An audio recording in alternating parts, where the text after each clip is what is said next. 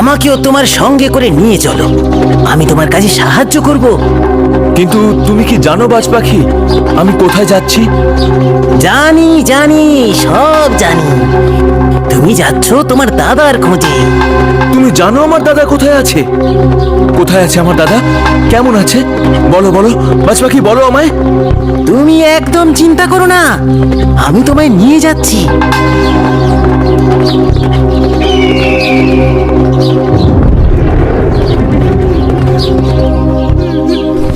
কি হয়েছে? এই জটলা কিসের?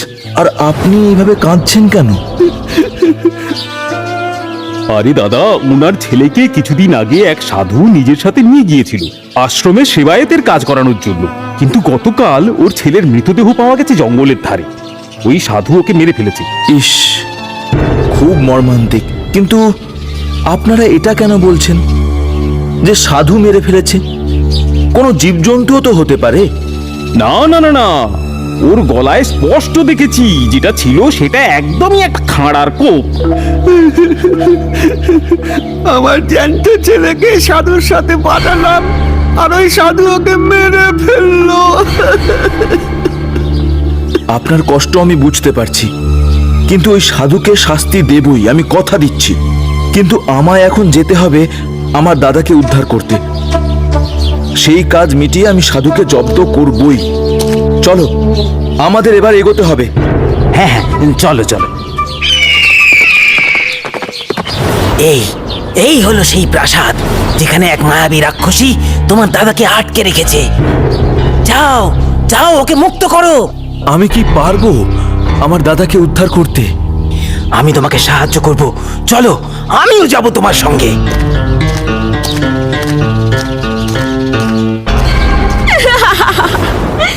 দাদাকে উদ্ধার করতে ভাই এলো বুঝি? হ্যাঁ, তোমাকে শেষ করে আমি আমার দাদাকে মুক্ত করব। আমি মরে গেলে তুমি জানবে কি করে কোথায় আছে তোমার দাদা? এই প্রাসাদে 1 লক্ষ ঘর, 2 লক্ষ কুঠুরি, আর 5 লক্ষ সুড়ঙ্গ, 10 লক্ষ গোপন খাঁচা। তার থেকে বরং আমাকে তুমি পাশা খেলায় হারাও। এই খেলায় তুমি জিতে গেলে আমি ফিরিয়ে দেব তোমার দাদাকে। সত্যি? কিন্তু মনে রেখো, 3 দানের মধ্যে আমি জিতে গেলে তুমিও চিরকালের মতো এই প্রাসাদে বন্দি থাকবে। বেশ, আমি রাজি। চলো, কোথায় যেতে হবে? শুরু হলো আবার সেই পাশা খেলা। প্রথম দানে জিতল সোহিনী, দ্বিতীয় দানেও জিতে গেল সে।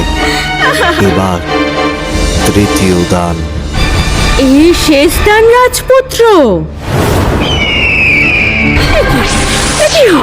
এই গুটি আমার প্রাণ, আমি মরে যাব।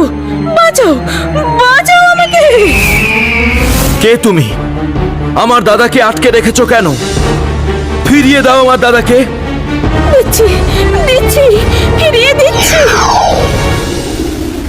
দাদা, ভাই, বলো কে তুমি? আমি রাজকন্যা সোহিনী। তুমি কেন আমার দাদাকে বন্দি করে রেখেছিলে? কারণ ওই সন্ন্যাসী আমার বাবা মাকে হত্যা করেছিল সম্পত্তির লোভে। আমাকেও হত্যা করার জন্য বিভিন্ন সময় বিভিন্ন রাজকুমারদের আমার কাছে পাঠিয়েছিল।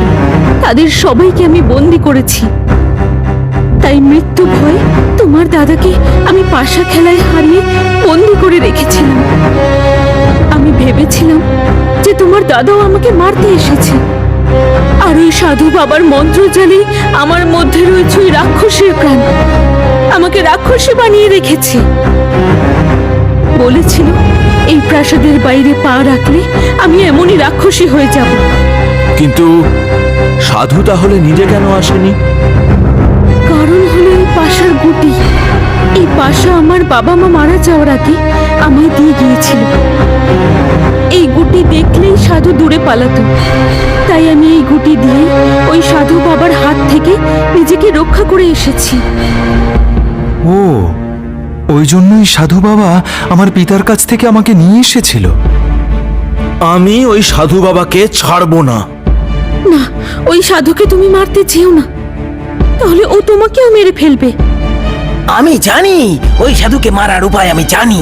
কি উপায় বলো বাজ পাখি। এই যে পাশা খেলার কুটি দেখছো, এটা দিয়েই একমাত্র সাধুর প্রাণ নাশ করা যেতে পারে। কি করে বাজ পাখি?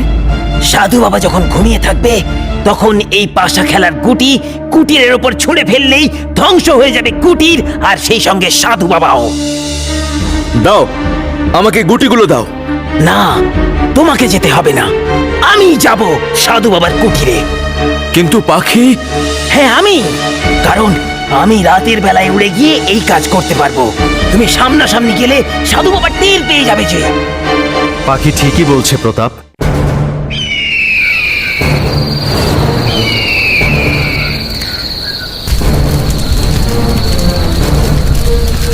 সাধু বাবা মারা যাওয়ার পর সোহিনী রাক্ষসীর রূপের অভিশাপ থেকে মুক্তি পায়, আর মুক্ত হয় বিক্রম, প্রতাপ এবং বাকি রাজপুত্রেরা, যারা এতদিন ধরে ওই সাধু বাবার ষড়যন্ত্রের শিকার হয়েছিল। পিতা, ওই দুষ্ট সন্ন্যাসী রাজকন্যা সোহিনীকে রাক্ষসী করে রেখেছিল। একমাত্র সন্ন্যাসীর মৃত্যু হলেই রাজকন্যা মুক্তি পেত রাক্ষসীর জীবন থেকে।